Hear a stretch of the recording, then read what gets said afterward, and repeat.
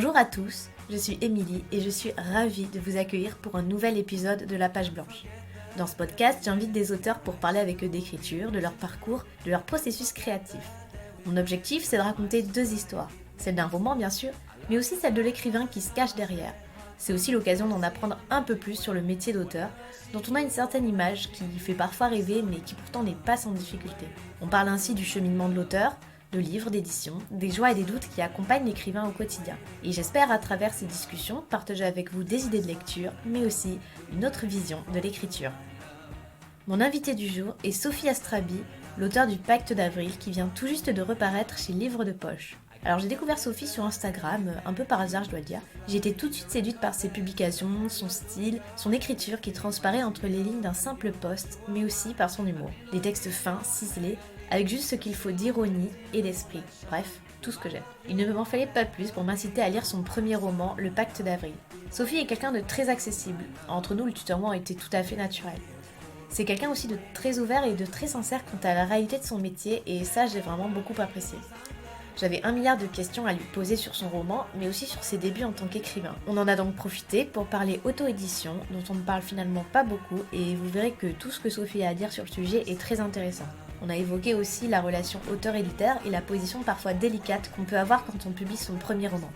Et bien sûr, on a parlé d'écriture, de la difficulté de tout lâcher pour se consacrer à un seul projet, de l'inspiration qui ne tombe pas du ciel, mais aussi d'Instagram et de ce que les réseaux peuvent apporter à l'écrivain. Bref, beaucoup de sujets différents, mais absolument passionnants.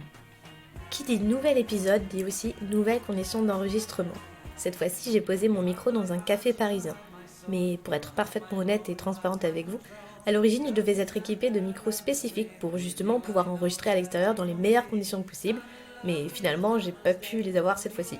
Le son sera donc un peu différent de la dernière fois, et c'est pas vraiment parfait, mais je vous assure, la discussion vaut vraiment le coup. Je tiens d'ailleurs à dire que j'ai vraiment pris un grand plaisir à enregistrer cet épisode, malgré les petits problèmes techniques, dont j'espère vous ne tiendrez pas trop rigueur, parce que tout ce que Sophie partage autour de l'écriture est vraiment très intéressant et très inspirant. Assez parlé, j'espère que cet épisode vous plaira, et je laisse place maintenant à ma conversation avec Sophie Astrabi.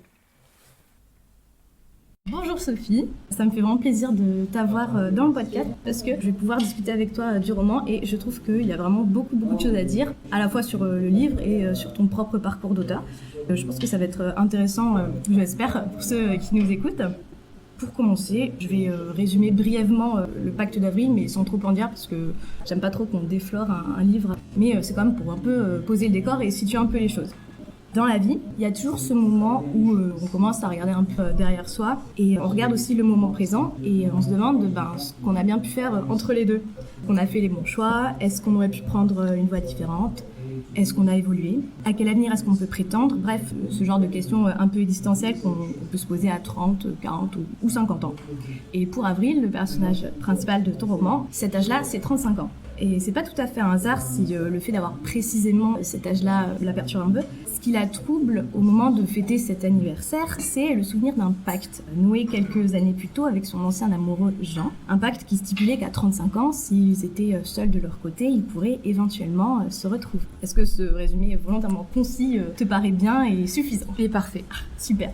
On va rentrer directement dans le vif du sujet. Maintenant, on va commencer un petit peu à digresser. Mais c'est qu'en fait, moi, quand j'ai lu ton roman, il y a un thème qui m'a beaucoup intéressée, alors qui n'est peut-être pas le sujet principal, ni même celui qui conduit l'histoire, mais qui sous-tend quand même un petit peu le propos général du livre, et en tout cas qui, moi, m'a interpellée, c'est la question des millénials, de cette génération de 18-34 ans, la fameuse génération Y, parce qu'on est une génération qui, en fait, on a un rapport assez différent par rapport aux générations précédentes concernant le travail et la vie quotidienne d'une manière générale. Maintenant, on parle beaucoup de tout ce qui est bullshit job, reconversion, on parle de différents moyens de s'épanouir et d'un besoin d'accomplissement. On parle pas mal de cette crise des 25 ou des 30 ans, bref, d'un moment où, alors qu'on est encore relativement jeune, on se cherche un peu, on cherche à trouver sa place dans la société et à potentiellement remettre en question tous les schémas qu'on avait suivis jusque-là. Je pense qu'on est plus d'un dans notre génération, donc là je nous inclus aussi du coup parce qu'on en fait partie. On est plus d'un à se demander ce qu'on est en train de faire justement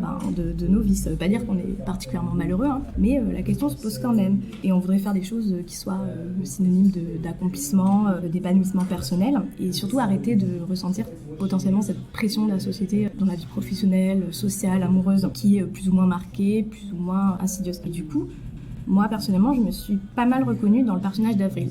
Oui, là j'arrive au personnage d'Avril et surtout à la question que j'essaye de ne pas perdre de vue pendant ce temps. Donc comme je disais, le roman ne traite pas de la question de la génération Y comme là je suis en train de le dire, mais c'est ce à quoi moi ça m'a fait penser. Donc Avril, comme je l'ai dit, a 35 ans et elle commence à ressentir cette espèce de pression dans différentes sphères de sa vie. Le fait d'être célibataire, de ne pas avoir d'enfants, c'est souvent mal perçu. Et en plus quand tu commences à plus trop kiffer ton job, là c'est pas toujours évident. Est-ce que ça te parle, ma digression initiale sur la génération Y, sur ce désir d'accomplissement, et dans quelle mesure toi tu as pu te servir de ta propre expérience pour décrire ce personnage de trentenaire qui va se retrouver confronté à tout ça? C'est exactement ça. En fait, moi j'ai écrit ce livre, donc j'en avais 25. J'étais dans cette situation où j'avais fait des études sans trop savoir pourquoi, un peu parce qu'on m'avait dit: Sophie, pourquoi tu fais pas du commerce? Tu verras, ça ouvre plein de portes. Et donc j'avais dit, oui, autant avoir toutes les portes ouvertes. Donc j'ai fait une école de commerce.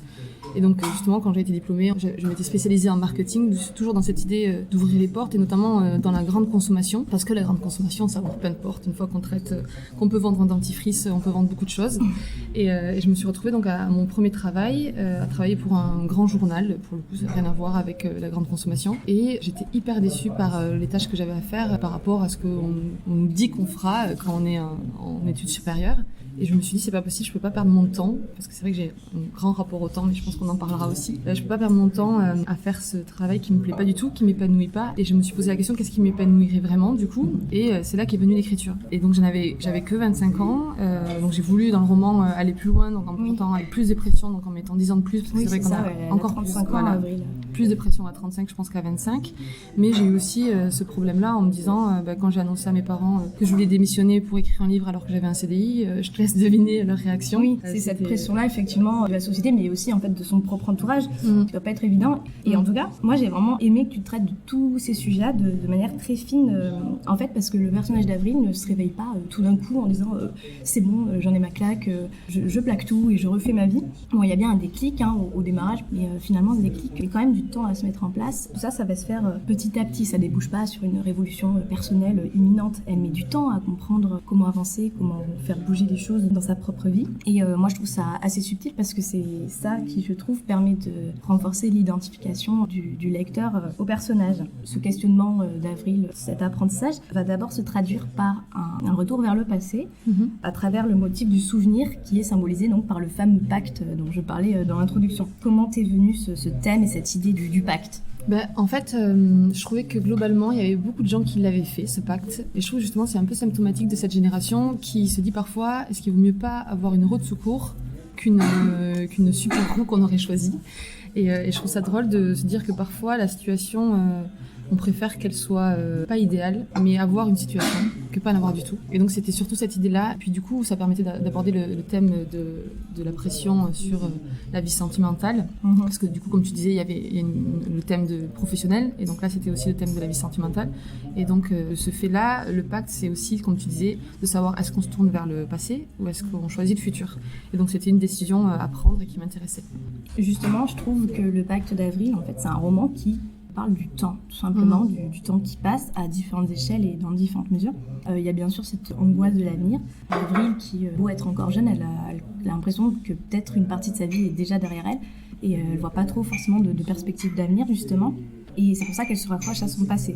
Mais on a aussi cette question du temps à travers le personnage de Mirza, la voisine et amie d'Avril, qui, je trouve, est un personnage secondaire très réussi et qui offre un très bon contrepoint au personnage d'Avril, puisque Mirza ayant 83 ans, pour le coup, elle se trouve réellement à la fin de sa vie. Et donc, du coup, la question des regrets, du temps qui passe, de ce qu'on a accompli ou non, ça prend une toute autre teneur. En fait, c'était un vrai choix. Déjà, moi, je suis une grande angoissée du temps. J'ai toujours l'impression de le perdre ou de mal l'utiliser. Donc, c'était un vrai choix. C'est surtout aussi, du coup, c'est vrai que ce personnage s'appelle Avril, c'est pas aussi un hasard. C'est-à-dire que pour moi, avril, donc c'est le printemps, donc c'est le renouveau. Donc c'est savoir qu'est-ce qu'on choisit au renouveau de sa vie. Est-ce qu'on choisit de grandir, de pousser ou on ne pousse pas. Donc c'est la question. Et c'est vrai que ces deux personnages aussi, c'était important pour moi parce qu'il fallait avoir deux regards sur la vie. Et c'est vrai qu'on a tendance à se dire déjà, même très jeune, si j'avais su, j'aurais fait différemment. Et là, ça permet d'avoir cette chance-là, d'avoir une personne qui est plus loin dans la vie et qui peut donner des conseils. Et c'est vrai que c'est pas la même sagesse du tout, pas les mêmes problématiques. Et bizarrement, on dit souvent si jeunesse savait, si vieillesse pouvait. Et c'est un peu le cas dans ce livre. C'est un peu le cas. Mais en tout cas, le duo fonctionne très très bien. Et il y a une histoire secondaire qui se développe à partir de ce personnage. Alors j'en dis pas plus. Mais voilà, le personnage de la vieille femme n'est pas simplement là pour faire la leçon entre guillemets à Avril et pour lui faire voir, enfin lui fait voir les choses autrement. Mais je trouve qu'elle ne sert pas qu'à ça. Et encore une fois, c'est quelque chose que je trouve très fin, que ce personnage ait son propre, déjà sa propre histoire, son propre développement et son propre cheminement d'une certaine manière. Et elles s'apportent vraiment mutuellement. C'est pas la relation ne se fait pas que dans un sens. Ouais.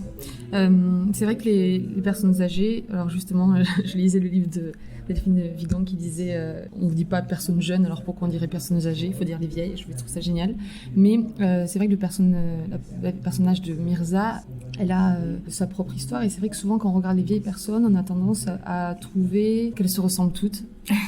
Tu vois, t'as l'impression que tu te dis à quoi elles ressemblaient quand elles étaient jeunes. C'est comme un bébé en fait, c'est très étrange et c'est très perturbant. Et moi je sais que quand ma grand-mère elle me montre des photos de quand elle était jeune, ça me bouleverse toujours. Je me dis mais purée, mais elle a couru, elle a dansé, elle a aimé, elle a pleuré par amour sûrement, elle a fait plein de trucs. Et c'est vrai que c'est surprenant et c'est justement ça aussi qu'il y a dans le livre, c'est de pas se rendre compte tout de suite que cette personne a eu une vie. Exactement. Et qu'en fait, bien sûr que si, elle a eu une vie comme toutes les personnes âgées en fait. Et que c'est pas des conseils juste de sagesse théorique, c'est vraiment des conseils pratiques en fait, parce qu'elle a eu sa vie et qu'elle a des choses à apporter. Et toujours un peu en lien avec Mirza, il y a un autre motif qui m'a plu dans le roman, c'est évidemment le motif de la clé. À un moment du récit, Avril se retrouve avec une clé que Mirza lui offre, une clé dont elle n'a pas la moindre idée de ce qu'elle peut bien ouvrir. Et donc tu utilises ce motif dans tous les sens propre comme figuré, et je trouve que c'est une manière, encore une fois, alors je sais pas quelle était ton intention, mais de faire passer un message de manière douce, sans asséner de vérité ou de morale sur ce qu'on devrait faire ou pas pour bien conduire sa vie. Est-ce que ça faisait déjà partie de l'histoire, cette histoire de clé justement ? Ouais, en fait, c'est pas venu au début. Donc déjà, moi, ce livre, je l'ai écrit très spontanément. Donc je suis partie donc de ma situation parce que moi, je me suis dit, je vais démissionner pour écrire un livre, mais je savais pas quoi écrire comme livre. Donc après, je me suis dit, avec ce que tu as vécu, la désillusion du monde du travail, tout ça, tu vas écrire sur ça. Et en fait, petit à petit, moi, je trouve qu'une clé déjà, c'est fascinant comme objet. On en trouve une dans la rue, on devient fou d'imagination, je trouve. Et je trouvais aussi qu'il y avait une vraie symbolique. Une clé, ça ouvre les portes, mais et donc peut-être que en fait, ça peut les fermer aussi. Et c'est aussi de se dire que parfois, la vie, c'est surtout un état d'esprit. Alors, sans être moralisateur et tout, moi aussi, je suis parfois déprimée et je peux pas m'en sortir, mais ce que je veux dire, c'est que c'est nous qui choisissons si cette clé-là, elle va ouvrir ou fermer. Et je trouve ça important parce que justement, c'est toujours cette question de choix qui est inhérente dans le roman. C'est de savoir donc passé, futur, mais aussi ouvrir, fermer. Et c'est vrai, est-ce qu'on ouvre ou on ferme une relation ? C'est aussi un choix à faire. Et c'était aussi cette symbolique-là qui m'intéressait d'utiliser. Après avoir un peu évoqué tous ces thèmes, moi, ce que j'ai trouvé comme étant les thèmes les plus prégnants dans ton roman, que j'ai vraiment adoré, j'aimerais qu'on parle un petit peu de comment ça s'est passé pour toi quand tu as voulu publier ton roman, parce que pour le Pacte d'Avril, tu as choisi de t'auto-publier. Oui, et alors, ça m'intéresse beaucoup. Et choisir, je sais pas si c'est... En fait, ça fait partie de ma question en fait. Ouais. Donc c'est fin 2016, c'est ça, où tu ressors ton manuscrit. Et là, qu'est-ce qui se passe ? Comment tu en arrives à l'auto-publier ? En fait, moi, donc j'ai écrit ce livre en 2013, il me semble. Et en fait, une fois que je l'ai eu terminé, je me suis dit c'est cool. Mon but, c'était de finir mon livre, de finir quelque chose généralement, parce que je trouve qu'on finit plus rien dans la vie. Et donc j'ai voulu finir ce livre, donc je l'ai fini. Et après, je me suis dit c'est quoi la prochaine étape ? Et évidemment, comme j'avais réussi à le finir, j'avais peur d'échouer à le publier. Et du coup, je l'ai laissé dans un tiroir et j'ai même pas osé l'envoyer à des maisons d'édition. Je pensais qu'il était pas assez bon. Parce que j'avais demandé aussi à mes proches de me dire tout ce qui allait pas. pour que je l'améliore. Et donc forcément, il m'avait dit tout ce qui allait pas, et j'avais l'impression qu'il y avait rien qui allait. Mais c'était forcément pour m'aider, puisque c'est ce que je leur avais demandé. Et en fait, je l'ai mis dans un tiroir, et pendant longtemps, je l'ai plus ressorti. Et c'est mon mari qui m'a dit, enfin mari maintenant, qui m'a dit à l'époque, Sophie, si tu veux pas l'envoyer à des maisons d'édition, mets-le au moins sur Amazon. Parce que c'est vrai qu'il y a l'autopublication sur Amazon qui est très simple à effectuer. Il suffit juste de mettre son livre en ligne en le mettant un peu en page. Et donc en fait j'ai fait ça, et donc je l'ai mis le 15 août 2016, je me souviens, j'ai pas beaucoup réfléchi en fait, c'est juste que je l'ai fait aussi beau que j'avais envie de le faire, avec une couverture qui me plaisait, et en fait je l'ai mis en ligne, et après j'ai attendu, et ça s'est fait comme ça.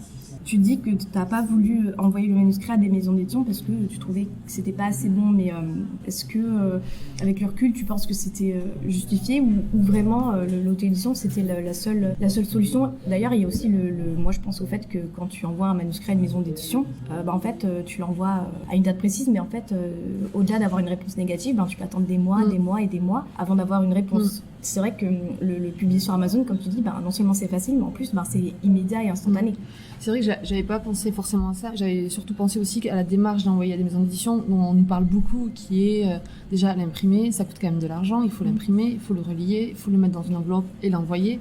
Et en fait, on parle aussi de faire une lettre de motivation en disant pourquoi on publie à telle maison d'édition. Moi, j'avais l'impression de rien y connaître. Je savais pas du tout pourquoi une maison plutôt qu'une autre. En tant que lecteur, je faisais pas forcément attention aux maisons d'édition. Et en fait, c'est vrai que maintenant, avec le recul, je me rends compte aussi que quand on l'envoie à une maison d'édition, il y a une personne qui va le lire et qui va le mettre de côté à un instant T de sa vie.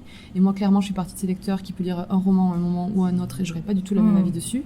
Et en plus de ça, on sait que le papier, ça se détruit, alors que le numérique, mon livre, il va être tout le temps là disponible. Et s'il y a un éditeur qui passe, enfin j'avais pas réfléchi à ça, mais s'il y a un éditeur qui passe et qui le lit à un moment donné et qu'il y en a un autre qui le lit à un moment donné, en fait il y a plusieurs éditeurs qui vont le lire quand ils le sentent, en fait, quand eux auront décidé de le lire, pas parce qu'il est sur leur bureau, mais parce qu'il est à disposition. Du coup, je pense que c'est assez intéressant pour cette raison. Oui, donc l'auto-édition, finalement, ça reste malgré tout un bon point de départ pour un primo-auteur quand t'as pas vraiment d'idée de comment tu peux publier ton roman, quand t'as pas de contact, pas de réseau, que tu sors un peu comme ça de nulle part.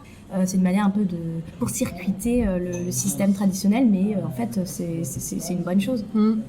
Ouais, c'est une bonne chose. Je crois que je voulais dire un truc, mais j'ai oublié. En auto-publiant, tu contrôles ce que tu fais. Ouais, c'est vrai que tu contrôles ce que tu fais. Mais en fait, il y avait aussi vraiment une question d'avoir son livre. Parce qu'en fait, je me disais, si je l'envoie à une maison d'édition, je vais jamais être publié. Alors que si je l'envoie en auto-édition, je vais créer mon livre et le recevoir en papier. Parce que c'est ça aussi, en fait. Il y a la version numérique, bien sûr. La version objet. Mais la version objet qui est quand même, on travaille longtemps en tant qu'écrivain sur un roman. Des mois avec d'ailleurs seul face à son papier, et au final si on n'est pas publié on voit jamais son travail. Et puis c'est vrai que quand on propose à nos proches de lire des feuilles A4 qui volent dans tous les sens ou sur leur tablette, ou sur leur ordinateur, c'est pas toujours évident pour eux de faire la démarche. Je comprends 1000 fois que ce soit pas quelque chose agréable. Donc là c'est un moyen d'avoir un livre avec une couverture, l'objet, et ça c'est hyper important pour un auteur, je pense. Donc tu as publié ton roman sur Amazon et très vite ça fonctionne, les ventes s'accumulent et au bout d'un moment, après avoir vendu pas mal d'exemplaires, tu reçois un mail d'une maison d'édition et même plusieurs. Quand tu lis, bonjour, on veut publier votre roman, une vraie maison d'édition, tout ça, qu'est-ce que tu te dis à ce moment-là? Qu'est-ce qui se passe dans ta tête, d'autant plus si tu avais cette peur d'envoyer des maisons d'édition? Comment ça se passe et est-ce que tu acceptes immédiatement? En fait, c'est allé assez graduellement dans le sens où la première maison d'édition qui m'a contactée, je ne la connaissais pas. Donc, il faut se méfier aussi parce que quand on se met en auto-édition, on se fait contacter par des milliers de maisons d'édition qui ne sont pas des vraies maisons d'édition, de mon point de vue, qui sont des maisons d'édition en gros qui te demandent de payer les ouvrages qu'ils vont publier. Et du coup, en fait, c'est un investissement financier que je ne voulais pas avoir. Et puis, de toute façon, c'était pas le but. Moi, si je veux avoir mon livre, de toute façon, je peux le faire avec Amazon. Donc, ça m'intéressait pas. Donc, j'avais reçu beaucoup de mails. Donc, je sais que déjà, j'avais commencé à être un peu méfiante de tout ce qui peut arriver. Et la première vraie maison d'édition qui m'a contactée, je la connaissais pas. Et après, c'est vrai qu'il y a une deuxième maison d'édition connue qui m'a contactée doucement en disant, je lis votre livre, pour l'instant, j'aime beaucoup, on se tient au courant. Donc, c'est vrai que souvent, les gens ont l'impression qu'on gagne l'auto. Mais en fait, non, on gagne pas l'auto parce que déjà, ça nous a pris beaucoup de temps de l'écrire. Ça a été un long parcours et puis c'est un peu de souffrance quand même, moi, je trouve, d'écrire. On se remet beaucoup en question, on doute beaucoup, on sait pas, on a peur. Et donc quand la personne m'a contactée, ça allait doucement aussi. Et puis du coup, j'ai l'impression que c'est pas de l'auto, c'est du travail et une petite récompense qui arrive petit à petit. Et c'est juste que c'est un métier où tout le monde n'a pas sa récompense. Et donc là, moi, je l'ai eu, j'ai beaucoup de chance. Et donc après, j'ai eu une autre maison d'édition qui est Albin Michel qui m'a proposé de m'éditer. Et là, c'était beaucoup plus marqué. Et donc justement, après, j'ai eu le choix entre 3 maisons d'édition et ça, c'est vraiment génial. Ouais. Oui, oui, j'imagine, mais c'est vrai que c'est intéressant ce que tu dis. J'avais pas forcément vu les choses sous cet angle de dire que tu gagnes pas au loto et c'est l'image qu'on peut avoir de tu publies ton roman, puis un beau jour, une maison d'édition te contacte et c'est un peu le conte de fées, tout va bien, etc. Mais du coup, c'est intéressant de voir que dans la réalité, les choses se passent un petit peu différemment et que tu les perçois un petit peu différemment. Et qu'au-delà de la joie, évidemment, qu'on te contacte et qu'on apprécie ton roman, qu'on veuille le publier, c'est un petit peu plus complexe. Quoi. Oui, déjà parce que tu as aussi d'autres étapes en fait que j'ai pas dites, mais tu as l'étape où tu le mets en ligne, tu as les gens qui l'achètent, ça c'est une chose, mais tu as aussi des gens qui mettent un commentaire. Et ça c'est déjà une autre étape énorme en fait. Moi j'ai l'impression plutôt de gagner au loto. Mon premier commentaire qui était en 5 étoiles, plus que, tu vois. Et je me suis dit, quelqu'un m'a lu et quelqu'un a aimé. Et ça, c'est quelqu'un qui veut pas me faire plaisir en disant qu'il a aimé. Donc pour moi, c'était surtout ça, le gagner au loto, tu vois, le gros lot. Et après, tout se fait petit à petit. On a un lecteur de plus, 2 lecteurs, un commentaire et tout. Puis il y a les commentaires négatifs aussi qui arrivent forcément. Donc tout ça se fait très progressivement. Et c'est pour ça que je dis que j'ai pas gagné au loto.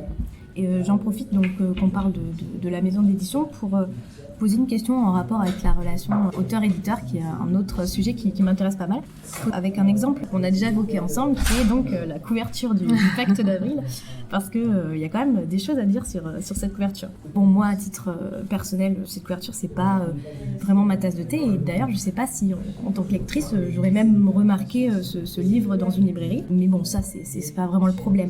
Ce qui est intéressant, c'est que tu me disais que toi, cette couverture-là, elle te plaisait pas vraiment non plus. Donc, juste pour ceux qui visualisent pas la couverture du Pacte d'Avril, on y voit un couple qui s'enlace, qui s'embrasse pleinement au premier plan. Donc, la jeune femme porte une longue jupe verte et un béret rouge éclatant sur fond de tour Eiffel. Donc, ça donne déjà une certaine image et une certaine idée du roman. Donc, on aime ou on n'aime pas, ça, c'est autre chose. Mais cette couverture, qui a servi donc à l'édition publiée par Albin Michel, c'était pas celle que toi tu avais choisie pour Amazon. Donc comment ça se fait ?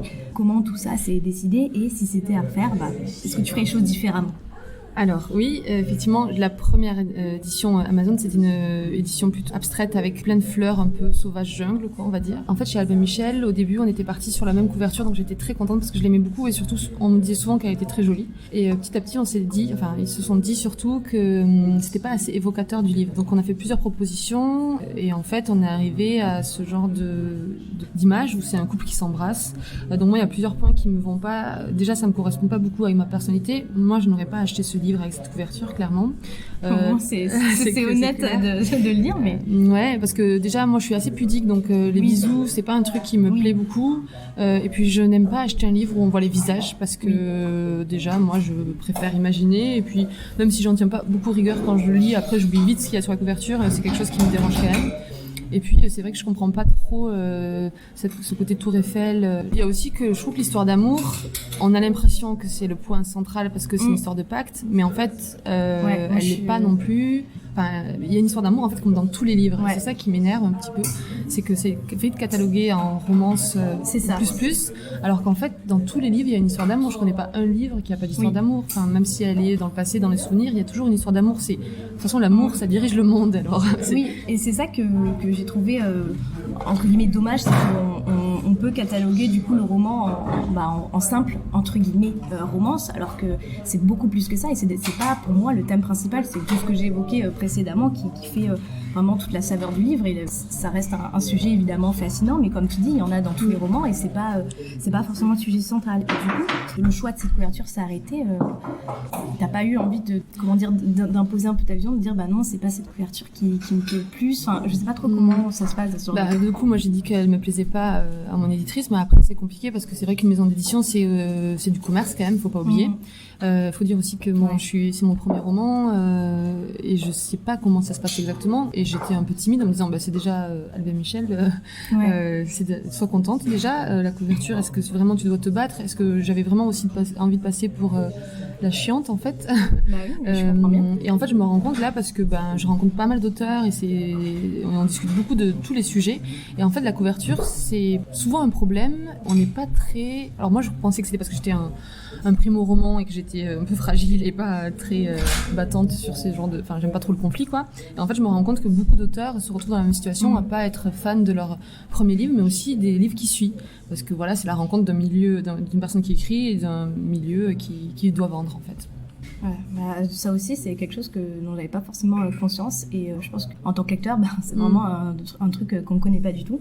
Maintenant qu'on a un peu balayé le sujet édition, j'aimerais qu'on parle un petit peu plus d'écriture, tout simplement. Est-ce que tu pourrais revenir un tout petit peu sur ce qui t'a conduit à l'écriture? Tu disais tout à l'heure que tu avais fait une école de commerce et que tu avais lâché ton boulot pour te mettre à écrire. Tu m'avais dit aussi en off que tu venais pas d'un milieu, disons, propice, je sais pas si on peut dire ça comme ça, en tout cas d'un milieu artistique ou qui en tout cas t'aurait poussé naturellement dans cette voie. Donc comment t'es venue à l'écriture, à te dire bah voilà, je vais écrire des livres ou en tout cas déjà un livre? Bah, c'est vrai que ce que tu dis, c'est vrai dans le sens où j'avais souvent le complexe de me dire si quelqu'un n'a pas fait quelque chose dans ma famille, est-ce que j'ai vraiment la fibre, tu vois?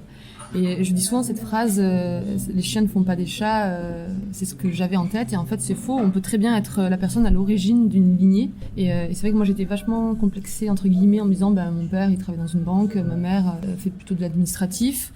Est-ce que toi, vraiment, t'es légitime pour écrire un livre? Donc, il y a eu ça. Et en fait, j'ai commencé donc petit à petit. Donc, déjà, petite, bien sûr, j'aimais écrire. J'avais mes journaux intimes. J'avais écrit un journal que je distribuais à la famille. Et mine de rien, mon premier boulot dans un journal magazine français. C'est pas un hasard aussi. Alors, moi qui venais de la grande conso, je me suis dit, génial, je vais mettre un pied dans l'écriture. Et j'avais fait d'ailleurs des piges pour ce journal. Et donc, j'ai commencé à écrire un blog, en fait, quand j'étais dans mon premier boulot, en me disant, je vais tenir un blog, en me disant déjà, parce qu'une des difficultés, c'est aussi d'être lu. Oui. Moi, je trouve ça très dur d'être lu, d'avoir un avis des gens et aussi de tenir le rythme. Je me dis, est-ce que je sais écrire de manière régulière? Donc, j'ai commencé comme ça. Et en fait, quand je voyais que j'arrivais à écrire 2 articles par semaine en plus de mon travail, qu'en plus les gens ils me faisaient un retour assez positif de ce que j'écrivais, je me suis dit, Sophie, maintenant, t'as plus trop d'excuses, tu peux y arriver, donc tu dois le faire. Tu peux te lancer. Voilà. Comment a réagi ton entourage? Est-ce que c'était difficile d'assumer ce désir d'écriture, de laisser ton boulot, ta vie et potentiellement les responsabilités qui pouvaient en découler pour juste, entre guillemets, pour juste écrire? En fait, la première personne la plus difficile avec moi, c'était moi, en fait, parce que j'avais ce sentiment de quitter une voie qui m'était destinée, c'est-à-dire que je vois des gens autour de moi qui faisaient donc des métiers dans le commerce, et je me disais, j'avais l'impression qu'on était tous un banc de poissons, et que si je sortais de ce banc, je ne pourrais plus jamais y rentrer, un peu comme dans Nemo, quand la tortue elle sort, tu vois. Et je me disais, je vais sortir du cadre et je vais m'exiler. Et en fait, je repensais souvent, tu sais, en entretien d'embauche, on te demande quelle est la cohérence de ton parcours. Et j'étais, mais en fait, moi, je suis en train de foirer totalement ma cohérence. Et j'étais effrayée par ça. Et c'est drôle parce que maintenant, ça me paraît fou d'avoir eu peur de ça, alors que c'était vraiment une peur réelle, donc une pression que je me mettais. Et je me souviens aussi que quand j'ai démissionné et que je le disais autour de moi, donc à 25 ans, donc on était tous dans notre premier boulot, tu vois, on n'était pas non plus... eh bien, tous les gens me félicitaient en me disant, mais c'est incroyable, bravo, et tout. Alors, j'étais là, mais attends. Ça a dû vachement te motiver. On me félicitait plus que mon CDI, tu vois, donc j'étais là, ça me motivait. C'est révélateur, en fait, de ce qu'on parlait au tout début sur le fait de se reconvertir et de choisir vraiment quelque chose qui nous booste et qui nous donne envie de continuer. Donc, l'écriture de ce premier roman, donc, tu disais, t'es rentrée chez tes parents, et tu t'es mis à écrire. Est-ce que t'as développé une méthode ou une routine à laquelle tu t'astreignais justement un peu pour pouvoir aller au bout de ce projet? Oui, ce qui est drôle, c'est que justement, tu vois, on sort du cadre et en même temps, ce cadre, il est tellement pressant que on y reste un petit peu. C'est-à-dire que j'aurais pu écrire à n'importe quel moment de la journée puisque j'étais libre de le faire et que je pouvais me gérer. Et en fait, je me sentais un peu coupable aussi de cette vie que je menais, du fait que les autres travaillaient, que moi j'étais genre... est-ce que les gens se disaient que je travaillais vraiment? Enfin, toute cette pression, justement, et c'est ce que je voulais. Enfin, tu vois, j'étais immergée dans ce que je vivais pour écrire ce livre. Parce que, justement, je me levais le matin et je me mettais comme si j'allais au bureau, quoi. Je suis pas sûre que ce soit mal, dans le sens où il faut un cadre dans ce domaine qui est tellement, qui part dans tous les sens, où c'est dur de se gérer. Mais ce que je veux dire, c'est que pourquoi je fais pas partie de ces gens assez forts pour se dire, tiens, je vais écrire de 17h à 3h du mat'. J'ai mis, j'ai commencé, on va dire le 1er mai, parce que je me souviens plus, mais c'était ça, et j'ai fini en octobre, on va dire, mais après, le temps de relecture, de retravail était très long. Et ce que je dis souvent sur ça, parce que je me dis, on me pose souvent la question, quand est-ce que c'est fini un livre ? Un livre, il est jamais fini en fait. Non, tu vois. Enfin, tu relis irrémédiablement. Voilà. Et donc tu lis le début. En fait, le truc, ce que je dis souvent, c'est que quand tu finis ton livre, t'es déjà plus la personne qui l'a écrit au début, et que je dis souvent, c'est comme une photo à un instant T. Tu vois, quand tu regardes ta photo de toi quand t'as 15 ans, tu te dis mais c'est quoi ce style vestimentaire, ou c'est quoi ces sourcils. Enfin, tu vois, tu lis plein de trucs comme ça. Et en fait, c'est juste qu'il faut faire le deuil de ça en se disant, un jour c'est terminé et c'est tout. On met un point final, on n'en parle plus. J'avais une question sur le choix du pseudonyme, puisque tu as choisi de pas publier sous ton vrai nom. Mais en fait, j'ai trouvé la réponse à ma question sur une de tes publications Instagram, que je me suis permise de relever parce que je trouve ça très pertinent et très intéressant. Donc, je te cite. Vas-y. Un pseudonyme, c'est plein de choses. C'est la timidité, c'est l'anonymat, c'est la lâcheté, c'est la pudeur, c'est un manque de confiance en soi, c'est la peur, c'est un dédouanement, c'est la discrétion, c'est la protection des siens, c'est tout dans un rien. Alors, j'aime beaucoup cette formulation. Je trouve que c'est très bien dit. Ça recouvre toutes les réponses possibles et ça montre bien surtout un peu la complexité du choix du pseudonyme. Et ça m'a fait prendre conscience que c'était un peu pas une fausse question parce qu'on peut toujours la poser, mais il y avait une réponse possible et que finalement c'était peut-être pas ça le plus intéressant. C'est quand même intéressant parce que tu vois, c'est un peu la même idée de se dire on gagne le loto, tu vois. En fait, je veux dire, quand j'ai commencé à écrire, je me suis dit, et si c'est vraiment tellement nul que je vais faire honte à ma famille, tu vois. Enfin, je veux dire, on a le même nom, je suis pas obligée de leur imposer ça. Mais là, c'est le manque de confiance en soi et la peur. Il y a ça, tu vois, tu sais pas ce que tu vas faire. Alors forcément, quand t'es publié, tout va bien, mais ça, c'est un peu toujours pareil, tu vois. C'est-à-dire que quand ma mère, je lui ai dit que je vais démissionner, elle était pas ravie. Je faisais que le dire pour la provoquer en plus. Je disais, tu verras, maman, quand je serai chez Ruquier, donc ça la rendait folle, mais tu seras jamais chez Ruquier. Qu'est-ce que tu vois? Je faisais exprès d'aller beaucoup trop loin pour la provoquer. Et en fait, si on regarde la fin d'un processus, forcément tout s'est bien passé, tu vois, parce qu'on en est là à discuter de mon livre. Mais en vrai, la première image, le début de mon livre, c'est un brouillon complet, avec des parents qui te disent pourquoi tu démissionnes, avec toi qui te dis je sais pas si j'ai écrit un livre, et donc forcément c'est un pseudonyme, parce que tu te dis est-ce que vraiment il faut pas se protéger de l'échec, parce que l'échec c'est très dur, enfin c'est une forme de risque. Voilà, moi j'ai de la chance parce que j'ai publié mon premier roman, le seul que j'ai jamais écrit, mais il faut savoir que par exemple j'ai beaucoup de mal à écrire mon second roman parce que j'en ai écrit qu'un, et que j'en ai écrit un deuxième, un troisième, et qu'enfin le quatrième j'ai l'impression de tenir le bon bout, et c'est pour ça aussi que ça tarde à sortir, parce que c'est hyper dur en fait. On peut pas on peut pas réussir tout du premier coup, tu vois, c'est ça la réalité de la vie en fait. Maintenant, j'ai une petite question qui sera un peu, je pense, la question référence du podcast, à savoir si il t'arrive d'être confronté à la page blanche, et si c'est le cas, comment tu fais pour surmonter des potentiels blocages? Alors, il y a peu, je disais que la page blanche, déjà, je trouve que l'inspiration, ça n'existe pas, dans le sens où il faut forcer un truc. Tu vois, parfois, quand j'y pense, j'ai comme une image de, tu vois, imagine, on tend un grand drap élastique, je sais pas, du cellophane, j'en sais rien, enfin, tu vois. Et toi, tu pousses pour essayer de le franchir, et toi, c'est dur, jusqu'à ce que tu le franchisses. Et moi, ça me donne cette impression. Tu te mets devant ton ordinateur, alors c'est dur, parce qu'en fait, moi, je trouve qu'aussi, choisir une phrase, c'est une décision, à chaque fois. Et que l'écrire, c'est renoncer à d'autres phrases, en fait. Et du coup, je trouve ça toujours très dur, c'est cette partie-là. Parce que moi, je réfléchis à mes phrases dans ma tête avant de les poser. Je suis pas du tout dans le style à partir très vite dans plein de phrases et à écrire pendant hyper comme possédé pendant des heures. Donc ça, c'est pas mon truc. Et donc, en fait, moi, souvent, ça m'arrive de gigoter sur ma chaise en ne pas réussissant à en partir. Mais en fait, il faut rester devant son ordi, continuer, essayer, se forcer, en fait. C'est vraiment comme même, j'avais aussi dit une fois, un saut à l'élastique. En fait, au début, personne ne veut sauter, en fait. Et puis quand tu sautes, c'est comme si tu te dis, mais pourquoi j'ai eu peur? Enfin, c'est parti, quoi. Et donc, il y a ce côté-là. Mais je reconnais que parfois, à ce moment-là, je suis dans la relecture. Donc, il y a des phrases que j'essaie de retravailler parce que je les trouve pas terribles. Et je réécris la phrase 1000 fois et je trouve que je suis pas bonne, tu vois. Ouais, donc tu t'insistes pas non plus. Mais c'est plus, tu vois, quand c'est le soir et que je me dis, si c'était le matin, je crois que j'insisterais, tu vois. Parce qu'il y a un côté, le soir, c'est la fin de journée, à un moment donné, tu dis, bon, peut-être il faut lâcher, voilà. Maintenant, j'ai 2 dernières questions par rapport à Instagram, parce que tu es assez active sur les réseaux. Et du coup, ça m'intéresserait de savoir comment tu perçois ton rapport en fait à Instagram et sur la relation que tu peux entretenir entre guillemets avec des lecteurs, puisque ça te donne une accessibilité à tes lecteurs, mais aussi avec d'autres auteurs, parce qu'il y a de plus en plus d'écrivains qui ont leur compte Instagram et qui créent en quelque sorte une sorte de communauté. Donc, quel est ton ressenti par rapport à ça ? En fait, Instagram, c'est très bien dans le sens où, justement, quand on écrit, on est très seul. Et que moi, parfois, ça me fait du bien d'écrire un post en me disant je vais avoir un retour immédiat des gens qui me lisent, parce qu'il faut pas croire quand même, on veut tous être aimés, tu vois.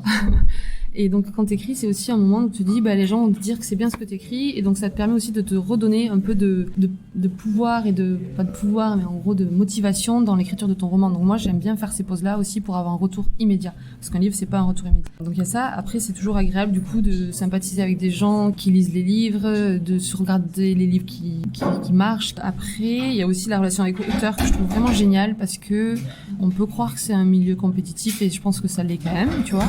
Mais moi, je suis convaincue qu'en fait, la concurrence d'un livre, c'est pas un livre, c'est Netflix, tu vois, par exemple.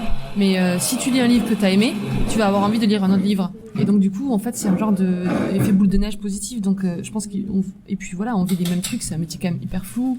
Oui, il y a plus de solidarité en fait que de concurrence. Ouais, c'est comme je disais avec notre auteur il y a pas longtemps. C'est elle qui le disait.